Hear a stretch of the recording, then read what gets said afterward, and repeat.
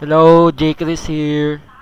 Sa mga hindi alam kung paano mag-customize ng profile, ito, video para sa inyo. Para makapag-customize kayo ng profile, click nyo tong Customize Your Profile. Yan. Tong URL na to, nakapaglagay na ako dito. Kung nakikita nyo, ito ang background nyo. Ito yun, oh. Tapos tong foreground, tong color ng profile nyo. Ito, tong puti na to.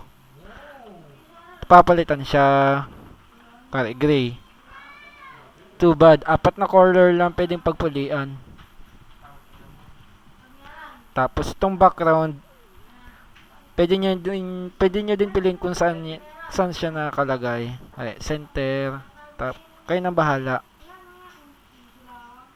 Para makapag-search kayo ng image. Pwede nyo gamitin ng Google. Google. Ayan, tapos pwede kayo mag-search ng image dito.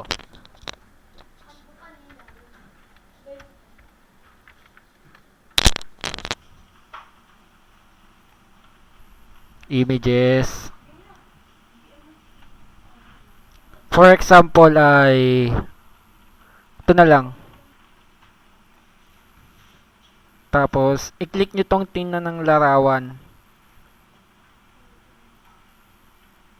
Hindi may larawan na. Ito ngayon ang kokopyahin nyo. Right click, tapos kasi English copy, sa Tagalog kopyahin.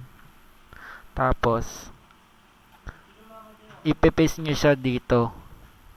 Click tapos paste. Tapos pwede rin kayong maglagay ng YouTube URL. Ito yung magiging tugtog nyo sa profile nyo.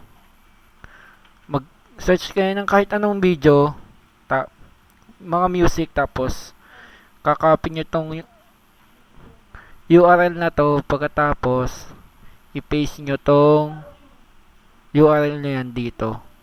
Yoko nito dito. Tapos click save changes. Yan, that's it. Nakapag-customize na kayo ng profile nyo. Pwede kayong mag-customize dito sa About Me. Pwede rin kayong gumamit ng HTML dito. Maglagay ng pictures or simply maglagay na lang ng text. Pero hindi ko na ituturuin dito. May mga website naman na nagtuturo niyan eh. Yun lang. Yun lang ang basic kung paano mag-customize ng profile. Thanks sa panood ng video na to. Sana may natutunan kayo.